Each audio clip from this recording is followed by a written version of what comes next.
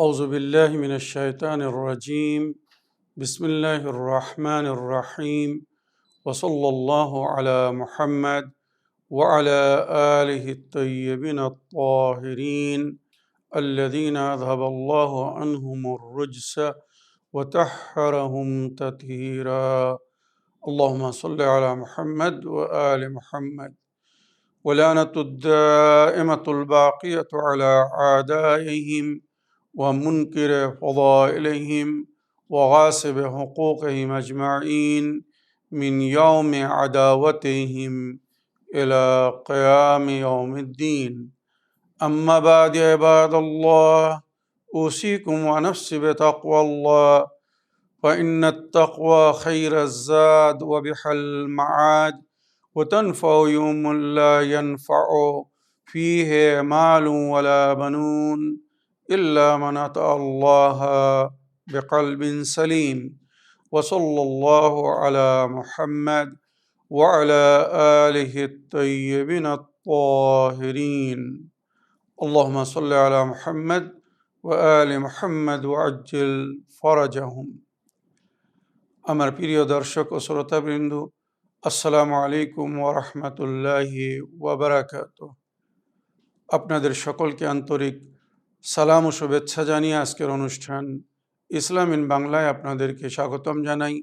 আশা করি আপনারা যে যেখানে আছেন ভালো আছেন, কুশল মঙ্গলে আছেন, সুখে থাকুন, শান্তিতে থাকুন, সমস্ত প্রকারের দুঃখ কষ্ট থেকে মুক্তিতে থাকুন। আল্লাহ রাব্বুল আলামিনের কাছে এই কামনা করি। যারা অসুস্থ, আল্লাহ তাদেরকে সুস্থতা দান করুন। যারা ঋণে ভুগছে, আল্লাহ তাদেরকে ঋণ মুক্তি করুন। ওইরূপ যাদের জীবনে কোনো প্রকারের অভাব বা অশান্তি আছে, আল্লাহ রাব্বুল আলামিন তাদের সকলের জীবনে সুখ শান্তি দান করুন ও সকলের মনোকামনা আশাকে পূরণ করুন। আমাদের সকলকে সৎ পথে চলার, অসৎ পথ থেকে দূরে থাকার এবং এক অপরকে সৎ উপদেশ দেওয়ার তৌফিক দান করুন।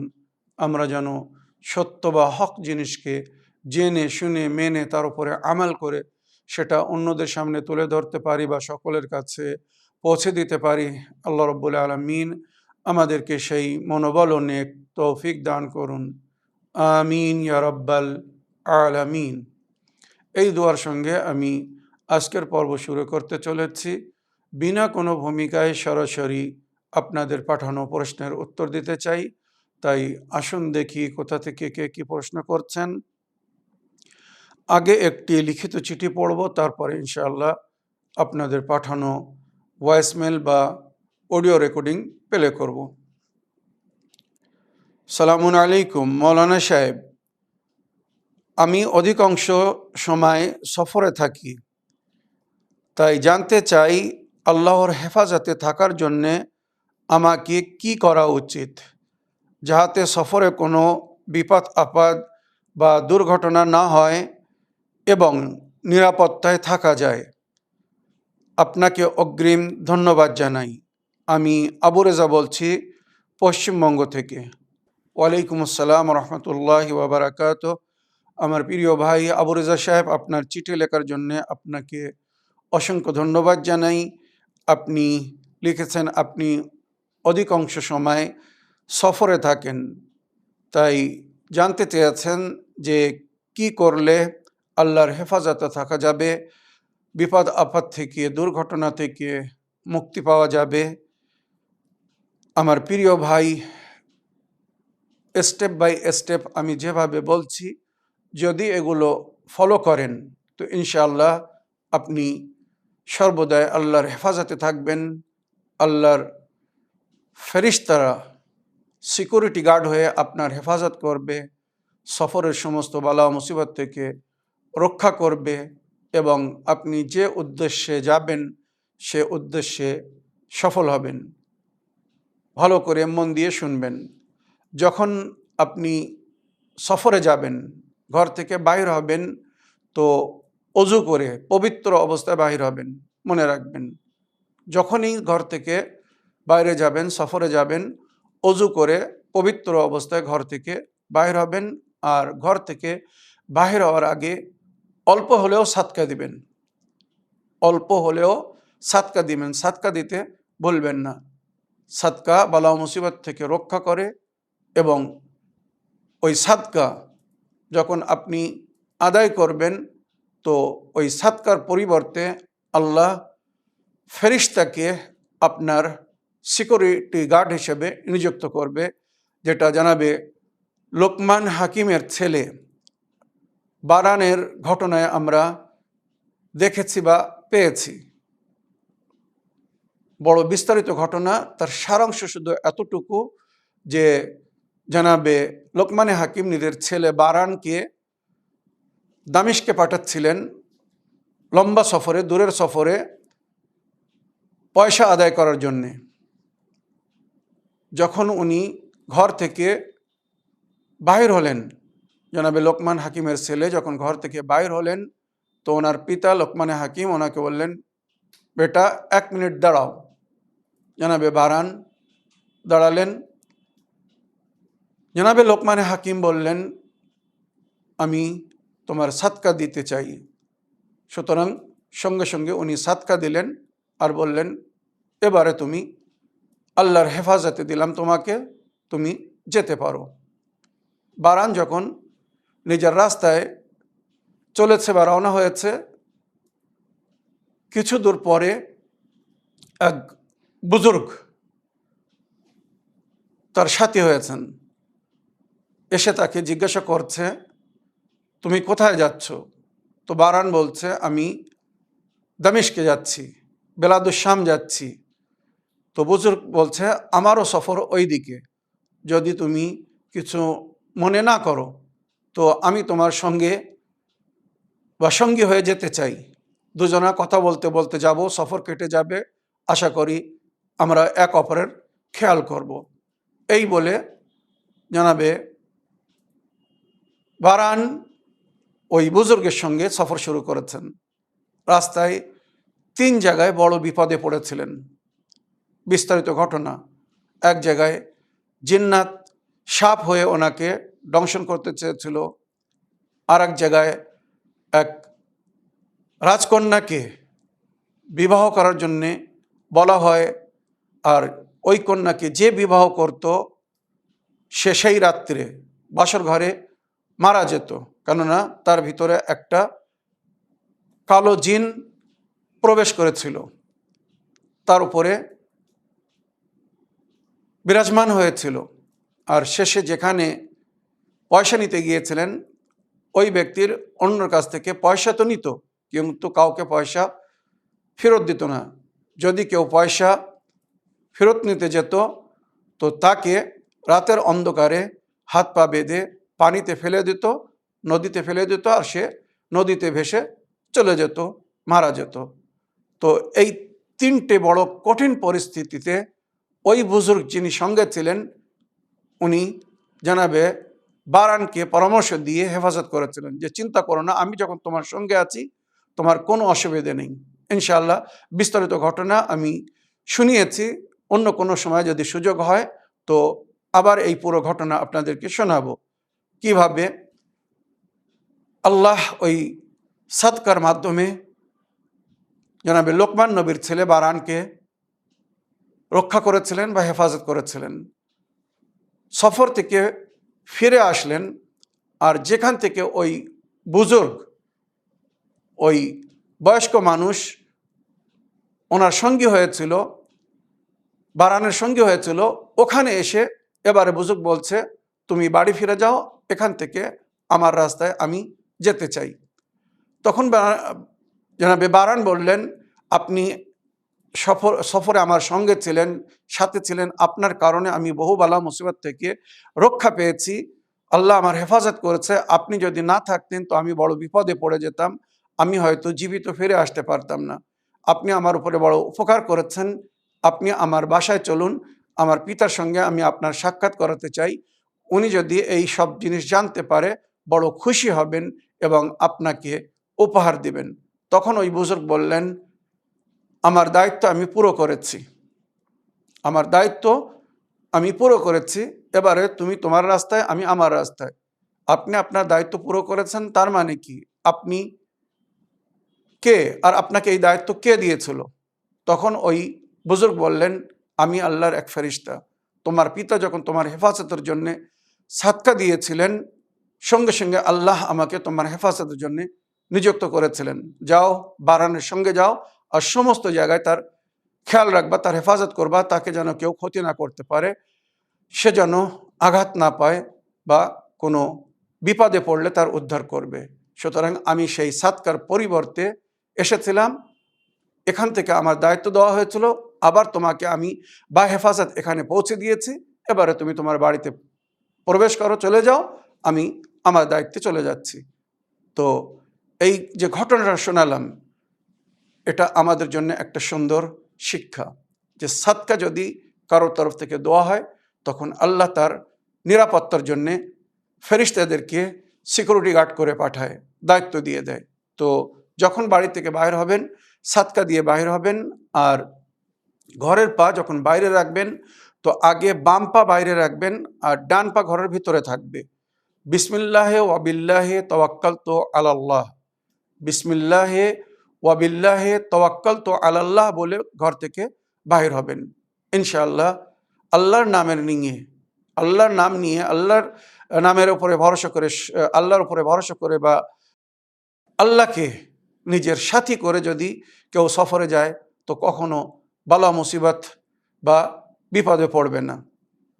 আল্লাহ নিজেই বলেছেন, ইন্নাল্লাহা মাআকুম হাইসুমা আনতুম, তোমরা যেখানে যাচ্ছ, যেখানে আছো, আল্লাহ তোমাদের সঙ্গে আছে। তোমরা তাকে দেখছো না, কিন্তু সে তোমাদেরকে দেখছে।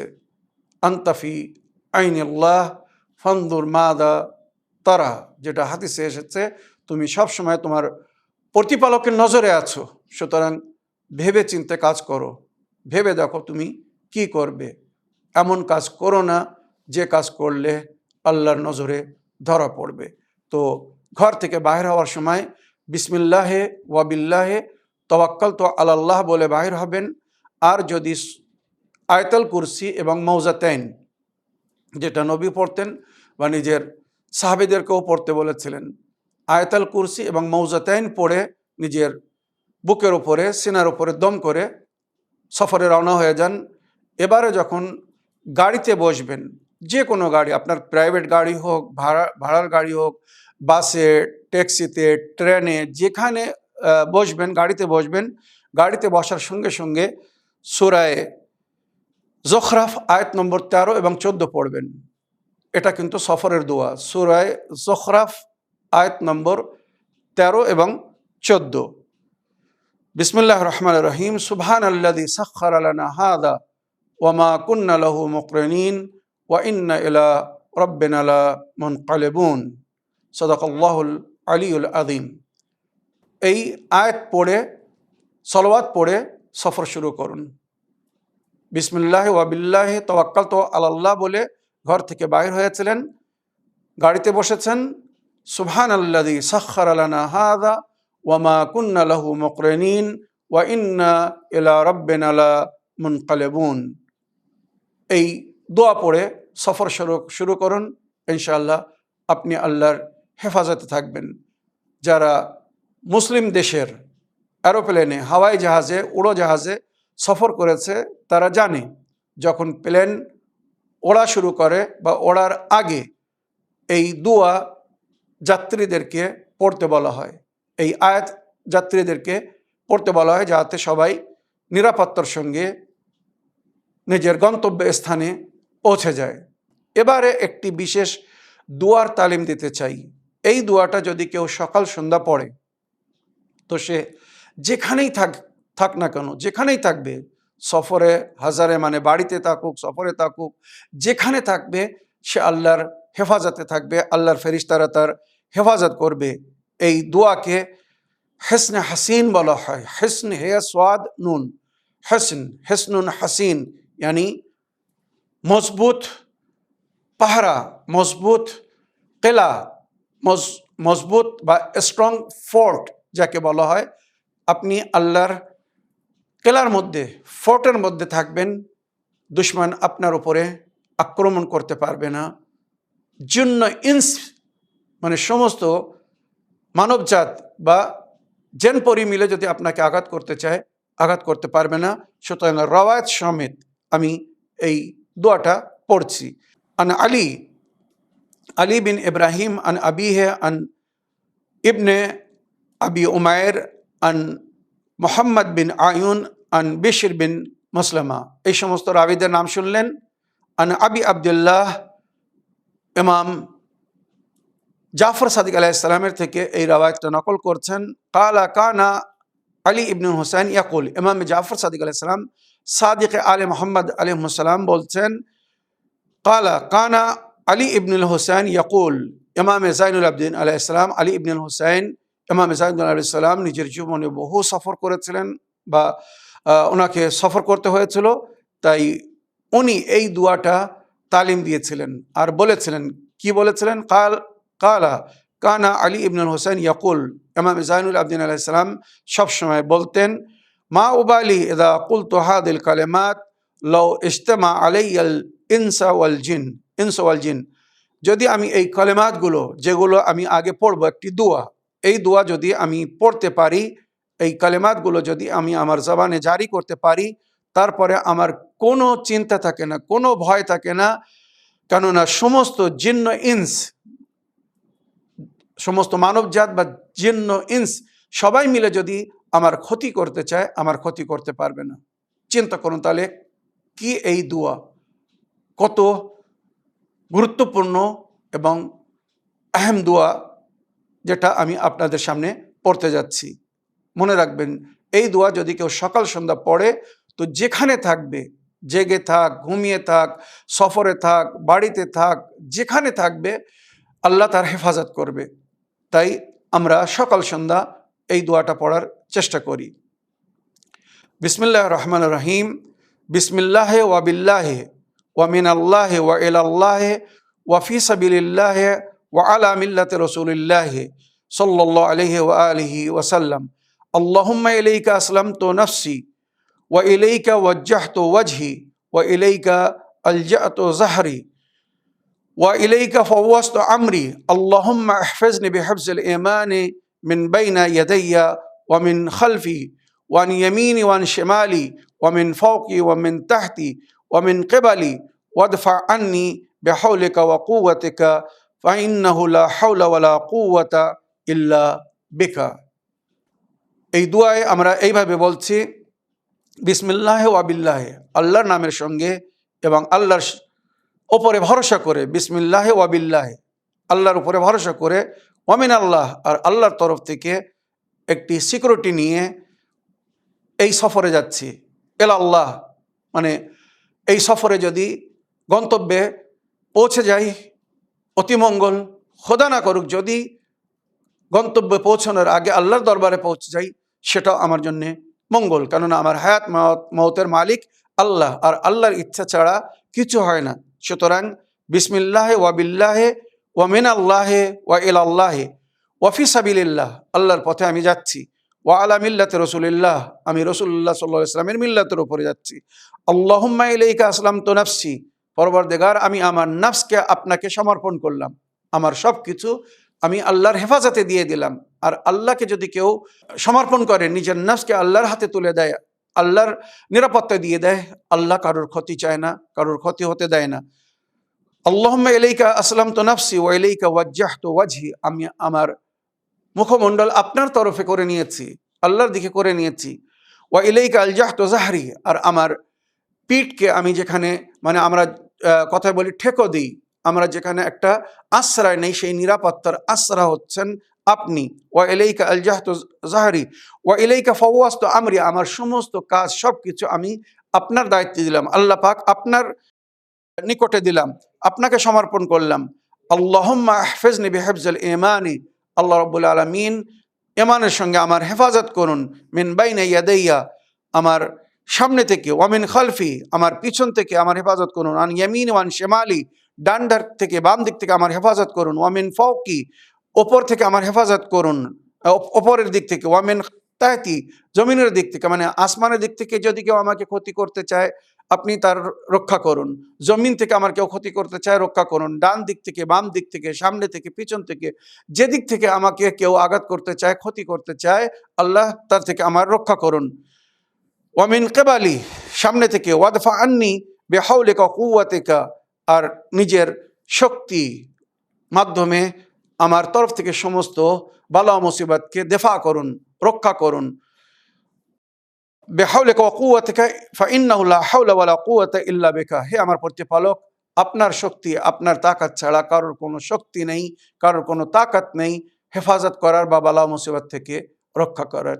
ইমাম জাইনুল আবদিন আলাইহিস সালাম বলছেন, এই দোয়া যদি কেউ সকাল সন্ধ্যা পড়ে, তো দোয়ার অর্থ যেটা বললাম আপনারা বুঝতে পেরেছেন, সে ব্যক্তি আল্লাহর হেফাজতে থাকবে, আল্লাহর নিরাপত্তায় থাকবে, আল্লাহর ফেরেশতারা তার হেফাজত করবে, সমস্ত প্রকারের বালা ও মুসিবত থেকে আশা করি সে দূরে থাকবে বা নিরাপত্তায় থাকবে। তো আমার প্রিয় ভাই আবু রাজা সাহেব, আশা করি আপনি বুঝতে পেরেছেন যে সফরে থাকার সময় আপনাকে কি করতে হবে, সফরে যাওয়ার সময় আপনাকে কি করতে হবে, আর সকাল সন্ধ্যা যদি এই দোয়াটা আপনি পাঠ করতে পারেন তো ইনশাআল্লাহ সমস্ত প্রকারের বিপদ আপদ বালা ও মুসিবত থেকে রক্ষা পাবেন।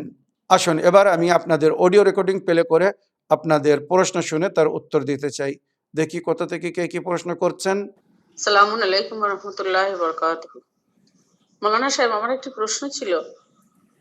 আমি পূর্ব বর্ধমান থেকে ফাতেমা বলছি যে বিসমিল্লাহির রহমানির রহিম যদি আমার দিনের নবীজি রহমাতুল্লাহ আলাইহ যদি উনি বলে থাকেন, ওনার প্রথম উনি বলেছেন, তাহলে মুসা আলাইহিস সালামের টাইমে মুসা আলাইহিস সালাম যখন আল্লাহকে বললেন যে ফিরাউনকে তার বাড়িতে ধ্বংস করতে, তখন আল্লাহ পাক ওনাকে বলেছিলেন যে তুমি দেখোনি যে ফিরাউনের বাড়ির দরজার সামনে কি লেখা আছে?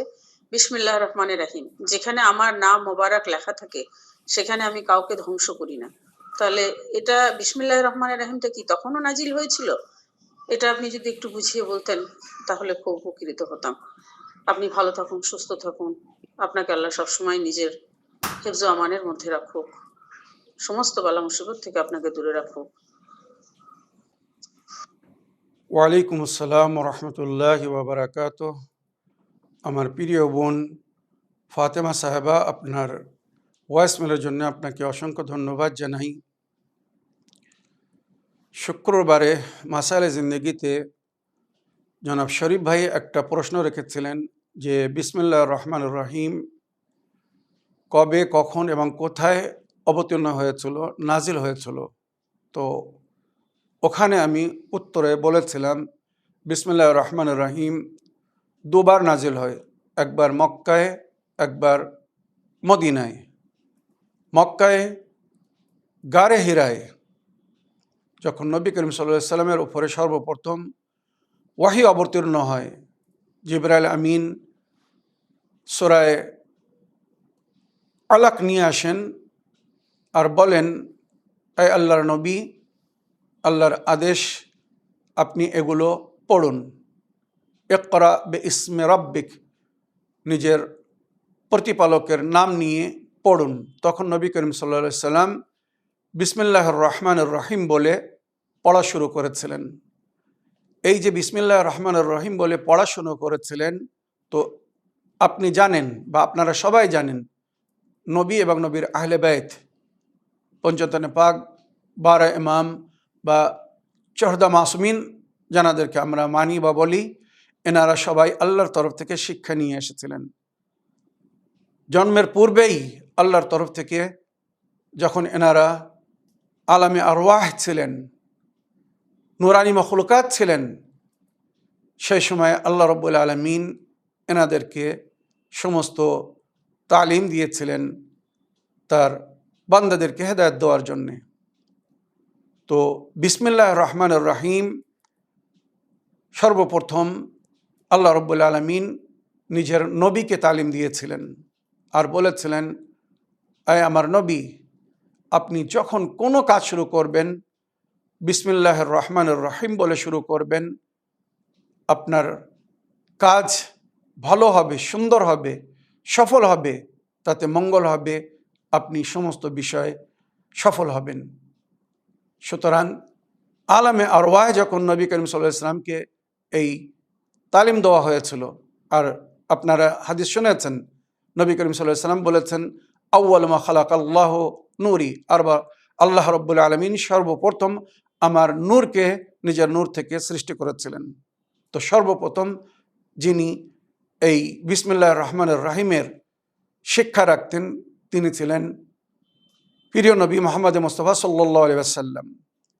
হ্যাঁ, আল্লাহর যে সমস্ত নবীরা তার বান্দাদের হেদায়েতের জন্য এই দুনিয়ায় এসেছেন, সমস্ত নবী যখন কোনো কাজ শুরু করতেন তো আল্লাহর আদেশ ছিল তাদের জন্যে তাঁরা আল্লাহর নাম নিয়ে শুরু করতেন।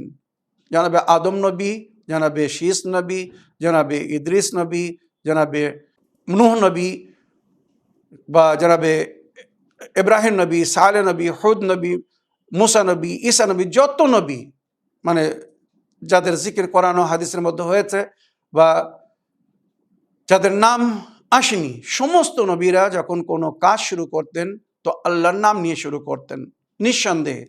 যেমন জানাবে মুসা নবীর সম্পর্কে আপনি বললেন, তাছাড়া জানাবে সুলাইমান নবী, আমাদের নবীর অনেক আগে উনি এসেছিলেন। জানাবে সুলাইমান নবী যখন বিলকিসকে, মুলকে সাবার রানীকে চিঠি লিখছিলেন তো ওখানে বিসমিল্লাহির রহমানির রহিম বলে চিঠি লেখা শুরু করেছিলেন।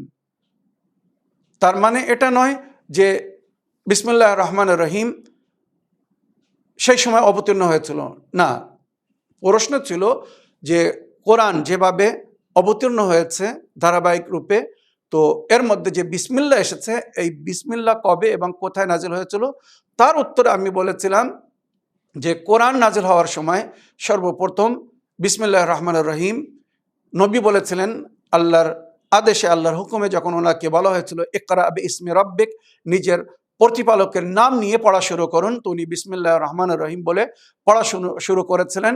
সুতরাং তারপরে জিবরাইল আমিন ওটা শুনেছিলেন, আর যখন কোনো সূরা নিয়ে আসতেন তো জিবরাইল আমিনও আগে বিসমিল্লাহির রহমানির রহিম বলতেন, তারপরে ওই সূরা নবী করিম সাল্লাল্লাহু আলাইহি ওয়াসাল্লামের হাওয়ালে করতেন বা ওনাকে পড়তে বলতেন, ওনাকে দিয়ে দিতেন। আল্লাহর আদেশ, আল্লাহর বাণী, আল্লাহর ওহী পৌঁছে দিতেন, মনে রাখবেন।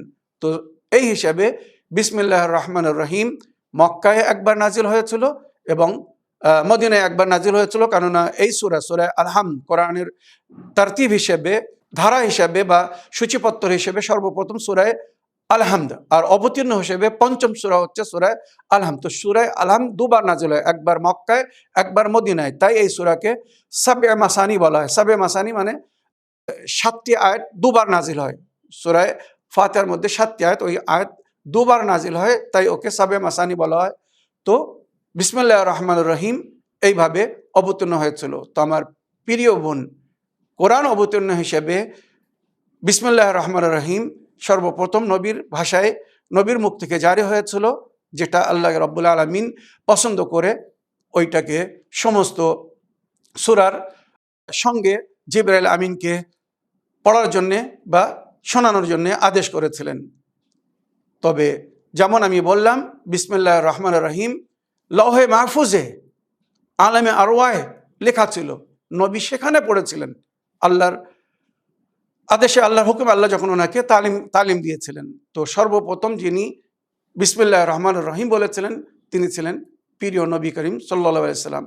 আর মনে রাখবেন বিসমিল্লাহির রহমানির রহিমের মধ্যে 19টি অক্ষর, আর পঞ্জতনে পাকের নাম আপনি যদি সংকলন করেন, এক জায়গা করেন, মোহাম্মদ নবী সাল্লাল্লাহু আলাইহি সাল্লামের নাম, মাওলা আলী আলাইহিস সালামের নাম, জনাব ফাতেমা জাহরার নাম, ইমামে হাসানের নাম, ইমামে হোসেন আলাইহিস সালামের নাম, আর সমস্ত অক্ষর যদি এক জায়গায় করেন তো পঞ্জতনে পাকের নামের অক্ষরও 19টি। বিসমিল্লাহর সঙ্গে এর কত মিল একবার দেখুন, বিশ্বাস না হয় বিসমিল্লাহর সঙ্গে পঞ্জতনে পাকের নামের অক্ষরের সঙ্গে একবার মিলিয়ে নিন। আর তাছাড়া বিসমিল্লাহর যে একটা সংখ্যা লেখা হয় আমাদের দেশে ঘরে, আপনারা দেখেছেন 786, 786। মনে রাখবেন পঞ্জতনে পাকের সংখ্যা, আল্লাহর নামের সঙ্গে পঞ্জতনে পাকের নামের সংখ্যা যদি এক জায়গায় করা হয় তো ওটাও 786 হয়। আল্লাহর সংখ্যা হচ্ছে 66, 66। আর মুস্তাফা মানে যাকে আল্লাহ পছন্দ করেছিলেন সর্বপ্রথম, প্রিয় নবীর প্রিয় পদবী বা লাকাব হচ্ছে মোস্তফা, মোহাম্মদে মোস্তফা সবচেয়ে বেশি ওনার নামের সঙ্গে উচ্চারণ হয় বা ব্যবহার হয়।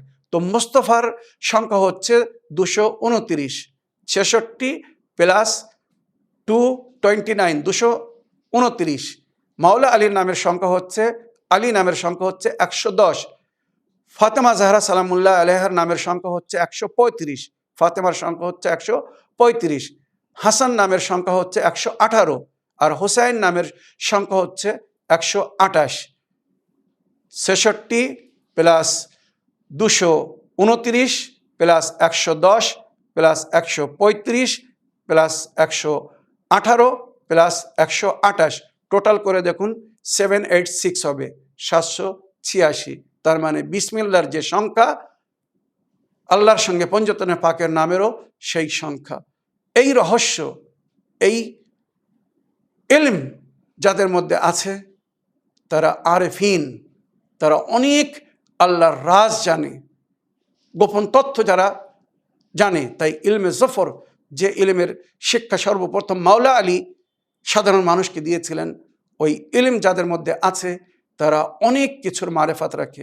আল্লাহ আমাদেরকে তৌফিক দান করুন, আমরা যেন আল্লাহর ওলিদের দোয়া সঠিক ইলম বা মারেফাত অর্জন করে আল্লাহর ওলি বা প্রিয় বান্দা হতে পারি, এবং আল্লাহর রাজ ও হিকমত যেটা আল্লাহ তার বান্দাদেরকে দিতে চায়, বা সমস্ত জিনিসের মধ্যে আল্লাহ যে রহস্য রেখেছে সেই রহস্যগুলো জেনে, মানে ওইগুলো জানা মানে মারেফাত অর্জন করা। আর যখন মানুষ মারেফাত অর্জন করে তখন তার ঈমান বৃদ্ধি হয়ে যায়, স্পিরিচুয়াল পাওয়ার বেড়ে যায়, তখন তার বিশ্বাস বা ইয়াকিন অনেক বৃদ্ধি হয়ে যায়। যেমন মাওলা আলী আলাইহিস সালামের একটি হাদিস, লাউ কাশাফাল গিতা লাম্মাজদাদা ফিল ইয়াকিন, আমার সামনে থেকে যদি পর্দা সরিয়ে দেওয়া হয়, আল্লাহ এবং আমার মাঝখান থেকে যে পর্দা, সরাসরি কেউ আল্লাহকে দেখতে পায় না, আল্লাহ নিজের আর নিজের বান্দাদের মাঝখানে একটা পর্দা রেখেছে। তো মাওলা আলী আলাইহিস সালাম বলছেন, যদি আমার এবং আমার প্রতিপালকের মাঝখান থেকে পর্দা সরিয়ে দেওয়া হয় তো আমার বিশ্বাসে কোনো পরিবর্তন ঘটবে না। আমি সরাসরি আল্লাহকে না দেখে যেমন বিশ্বাস রাখি, আল্লাহকে যদি আমি সরাসরি দেখি তাও আমার বিশ্বাস তেমনই হবে। চিন্তা করুন তাহলে বিশ্বাসের ঈমানের কোন স্থানে ছিলেন ওনারা। আশা করি আজকের এই মূল্যবান কথাগুলো থেকে আপনারা শিক্ষা লাভ করেছেন। এই বলে আমার আজকের বক্তব্য এখানে শেষ করলাম। ওয়া আখিরু দাওয়ানা আলহামদুলিল্লাহি রাব্বিল আলামিন। ওয়াসসালামু আলাইকুম ওয়া রাহমাতুল্লাহি ওয়া বারাকাতুহু।